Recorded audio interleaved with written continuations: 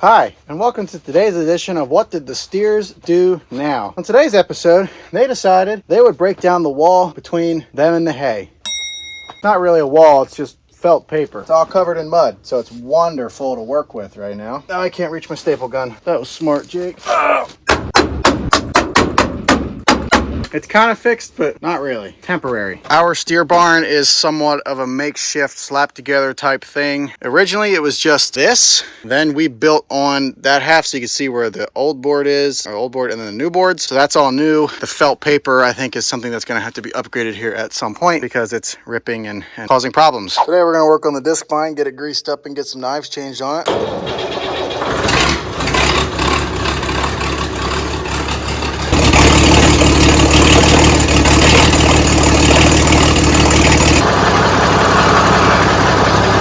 Ain't she a purty rig? So first order of business is we're gonna get this thing greased. It ain't too hard to grease. There's not a ton of grease points on it. This tire also needs some air. Really all to grease is there's some grease zerks on the roller bearings, a couple leverage points that needs greased, and the drive line needs greased. Other than that, it's not a too terribly hard machine to grease. Don't you hate it when you go to grease it and you run out of grease?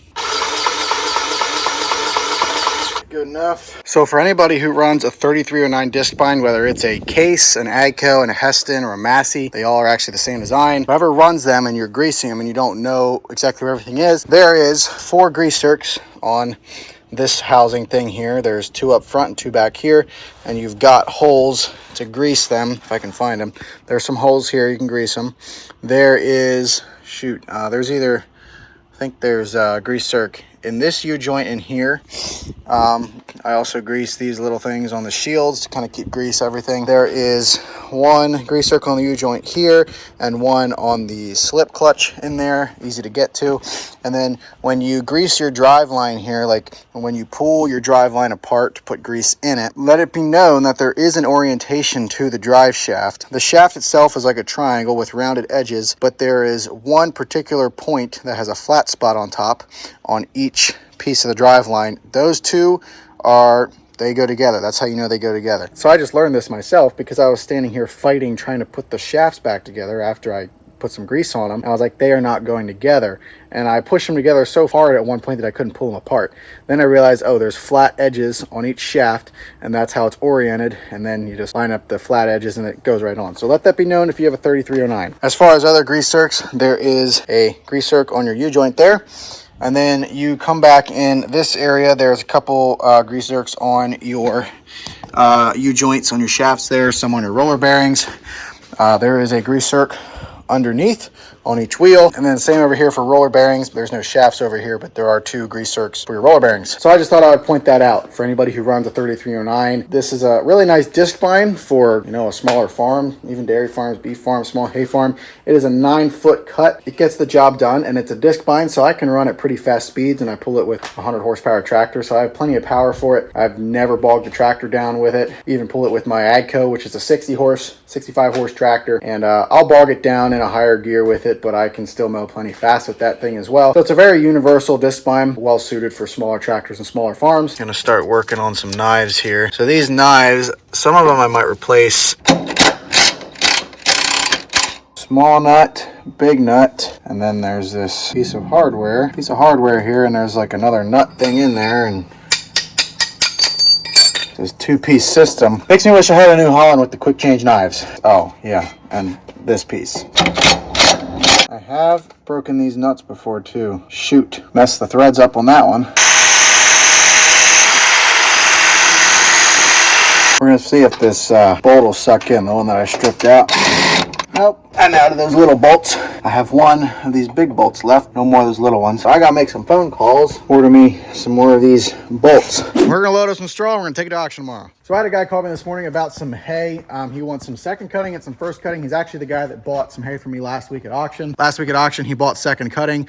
That's what I have left, so I'm gonna give him the rest of that, and then we're gonna give him some more of that first cutting to top the load off. I've got a load of third cutting that I need to deliver here sometime this week or next week. A guy wants 300 bales, but we're trying to figure out when it works best for him for me to deliver. And then I got 2 auctions as well this week, like I do every week. Last couple weeks, I've missed some auctions because of some weather delays. So I'm debating, do I want to take some to auction this week if the weather is nice, or do I just want to wait because I'm moving a bunch of hay already? So I decided I'm going to take some straw to auction tomorrow.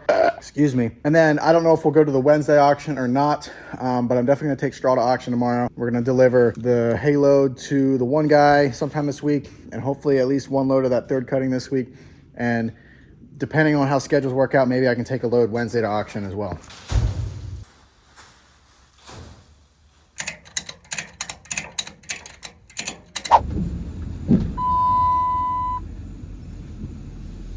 I'm gonna get this truck back in the barn, but first I need to sweep up the straw. I like to keep it clean in there. But I got 2,360 pounds of dry wheat straw in there. I put an extra layer up top. Sometimes when I'm hauling hay, I just stack up to the top of the roof rack back here. But I can easily get many more layers up top. So since it being straw and a little bit lighter and straw doesn't bring as much, I put another layer up top, just, you know, at least cover fuel with delivery and everything. So I need to count the bales yet. We'll count them here, and we'll see what we have on there. And 1, 2, 3, 1, 2, 3, 4 times 5 is 20, so 23. So I got a total of 90 bales on that load. That's a nice load. I love this truck. This truck is just super nice for hauling. It's 11-foot bed because it used to have a service body on it, and it's a single cab, so I can put a lot of stuff on here. As you can see, I've even got some overhang here, so if I stack it a different way, I can get even more on there. But I kind of like having that overhang, just a little bit more peace of mind that I don't have stuff hanging over and that's going to fall off. And that load definitely brought the straw pile down a little bit. I'm going to take a broom and kind of sweep this stuff up. But slowly and surely, we're working this pile back. And the farther we work it back, I guess the more equipment I can get in here.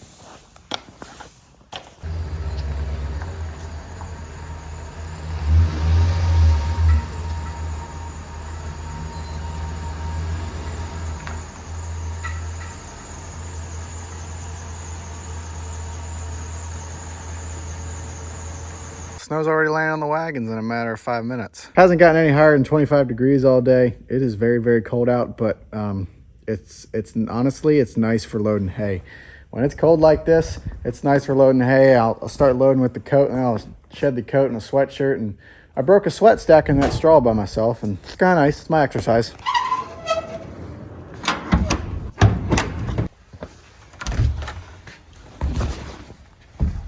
Now I kind of stranded myself up at the barn. I got to walk all the way down the house because I don't have a vehicle to get down there. That's nice.